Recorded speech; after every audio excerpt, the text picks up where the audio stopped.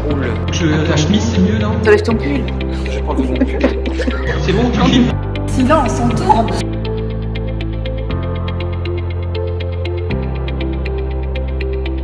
Association libre sur l'inconscient et le cerveau. Rien en commun. Rien en commun, absolument. Rien en commun. D'abord, je trouve que ce thème est tout à fait bienvenu, voire exceptionnel dans l'époque que nous vivons. Ce que ça m'évoque, c'est combien nous voyons à l'œuvre, au fond, le réductionnisme permanent de l'humain à ses organes, si je puis dire, à ses organes et à son comportement.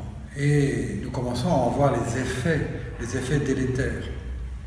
Donc, l'inconscient et le cerveau, rien en commun, ça m'évoque au fond la mise en valeur de la vie psychique. Parce que l'inconscient, qu'est-ce que c'est? Sinon qu'il y a une épaisseur de la vie psychique qui est autre que ce à quoi nous sommes réduits, je dirais par le maître moderne, d'être réduits à nos neurones ou à notre comportement. À partir de là, moi j'ai envie de dire plein de choses parce qu'on a quand même commencé à mener depuis de longues années avec Jacques-Alain Miller un combat pour faire vivre la psychanalyse, et ce combat continue et va continuer. Au fond, la psychanalyse sans doute ne peut exister que dans un certain combat, puisque ce qu'elle amène va contre un certain programme de la civilisation, pour reprendre ce que Freud proposait. Et le programme de la civilisation, Freud le présentait quand même comme un rouleau compresseur pour normer l'individu. Lacan a ajouté à ça l'émergence du discours de la science, qui permet, au fond, de faire, si je puis dire, n'importe quoi. Étant donné que le discours de la science, c'est jouer avec les petites lettres du réel. Et jouer avec les petites lettres du réel, eh bien, ça peut produire des choses exceptionnelles, comme produire de l'énergie avec le nucléaire, ou produire la bombe atomique pour détruire l'humanité. Dans tout ça, pour revenir à l'inconscient et le cerveau, rien en commun, donc.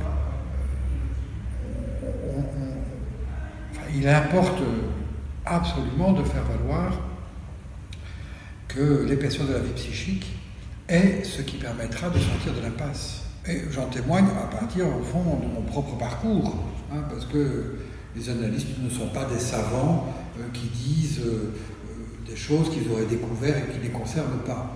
Au fond, le psychanalyste, c'est celui qui dit « Eh bien, moi, ce dont je parle, ça me regarde. Ça me regarde au sens, je me suis occupé de mon propre cas. J'ai commencé par construire mon propre cas. Et j'ai pour ça fait une longue analyse. Et à partir de la construction de mon propre cas, je peux inférer toute une série de choses qui concernent mes semblables. Et je peux me prêter à les accompagner dans ce qu'on peut appeler la douleur d'exister, qui n'est pas mince. Et aujourd'hui, l'heure est devenue gravissime sur le traitement de la douleur d'exister, puisque soit on réduit cette douleur d'exister à des connexions neuronales et à l'activation ou la désactivation de zones du cerveau, c'est-à-dire de réduire l'homme à une machine, ou soit on propose de modifier la législation, c'est le cas en Belgique, pour permettre à quelqu'un dont la douleur d'exister est insupportable, de demander la mort sans devoir se la donner. L'heure est grave.